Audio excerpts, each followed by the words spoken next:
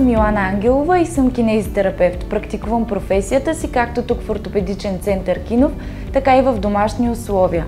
Домашната рехабилитация може да е единствения възможен възстановителен вариант за пациенти, чието състояние значително е ограничило техните двигателни възможности. Фрактури, хирургични интервенции, заболявания на нервната система, залежаване и други могат да доведат до влошаване на функционалните възможности на пациентите и затруднения в дейностите от ежедневието.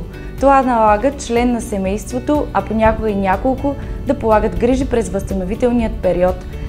Тук се намесва кинезитерапията, която пряко въздейства върху подобряване двигателната активност и обучение на пациентите за справяне с дейностите от ежедневния живот.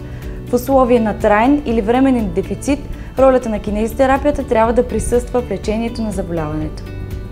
Погрижете се за вашето здраве и това на вашите близки.